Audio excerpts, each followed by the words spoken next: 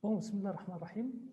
Nous allons voir dans ce TP comment installer un shell terminal sur notre appareil Android. Qu'est-ce qu'un shell terminal? C'est une application, un programme qui va nous permettre d'exploiter l'appareil Android à travers des commandes Unix. Pourquoi Unix? Parce que le noyau du système d'exploitation Android, c'est Unix. Tout d'abord, on doit vérifier une certaine option. Donc, j'irai à paramètres. Je dois choisir option de développement et je cherche débogage USB. Cette option doit être active. Cette option doit être active. Quel est le rôle de cette option? Débogage USB. Elle va nous permettre de copier des données entre l'ordinateur et le smartphone à travers un câble USB. Donc, on aura besoin de cette option active pour transmettre ou pour copier plus tard un fichier APK de notre ordinateur vers l'appareil Android. D'accord? Donc,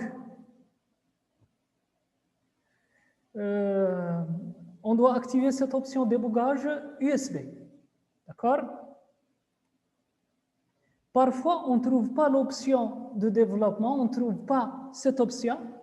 Pour la faire apparaître, si elle n'existe pas, bien sûr, je dois cliquer sur « À propos du téléphone ».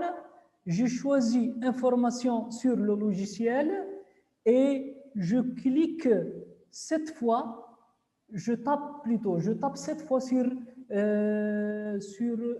numéro de téléphone. Oui, numéro de téléphone. Voici plutôt numéro de version.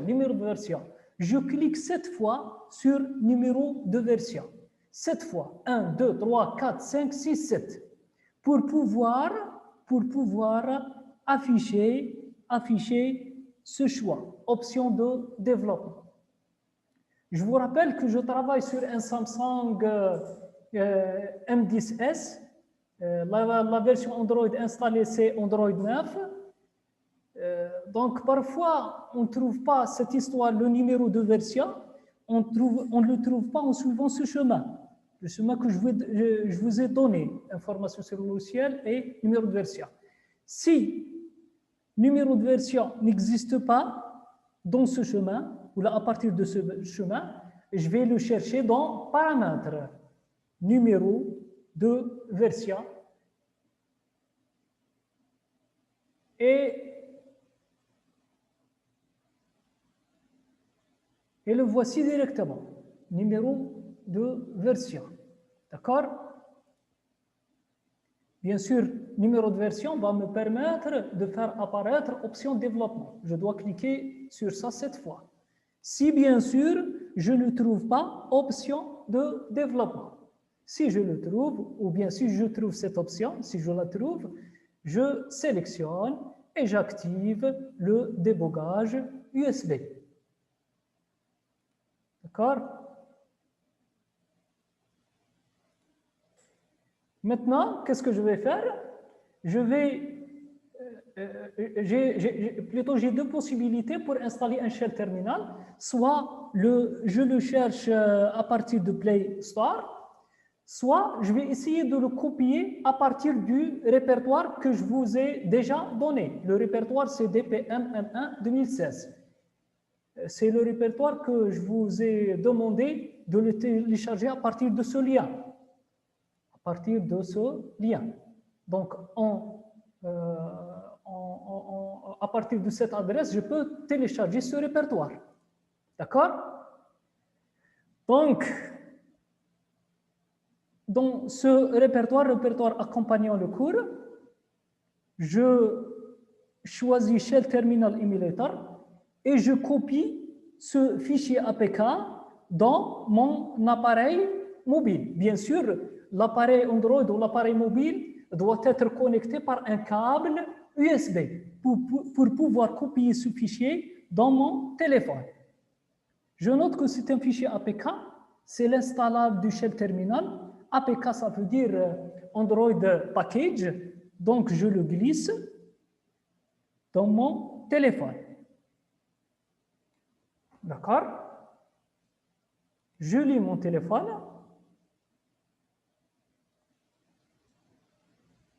Voici le fichier APK. Maintenant, j'irai à mon téléphone, bien sûr mon téléphone portable. Je cherche Samsung, mes fichiers, stockage interne, et je trouve le fichier que j'ai déjà copié. Je clique sur ce fichier et je lance l'installation du shell terminal.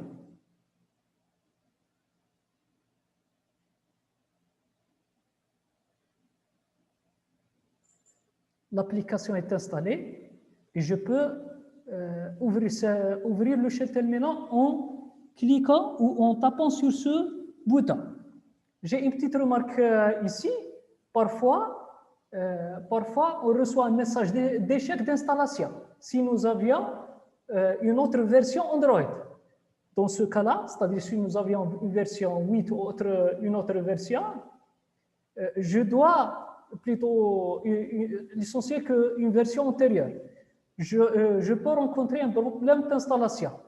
Pour cela, je dois activer l'option source inconnue pour pouvoir installer une application que je n'ai pas téléchargée à partir de Google Store. Donc, je dois activer cette option. Bien sûr, dans une autre version que la version 9. D'accord? Je reviens maintenant à mon appareil mobile et j'ouvre le shell terminal. J'aurai cette fenêtre. Comme ça, je peux saisir une commande Unix. Je choisis par exemple ls, la commande qui permet d'afficher le contenu du répertoire courant, et j'exécute OK. Et voici l'exécution de la commande ls. Elle m'affiche le contenu du répertoire courant. Pour pouvoir exécuter d'autres commandes, je vous ai donné dans le répertoire que je vous ai donné la dernière fois, c'est-à-dire dans le répertoire shell terminal, je vous ai donné aussi un document PDF vous montrant des commandes Unix que vous pouvez tester et l'exécuter sur votre shell terminal que vous avez déjà installé. D'accord? J'espère que vous avez très bien compris comment installer un shell terminal sur votre appareil Android. À la prochaine, Inch'Allah.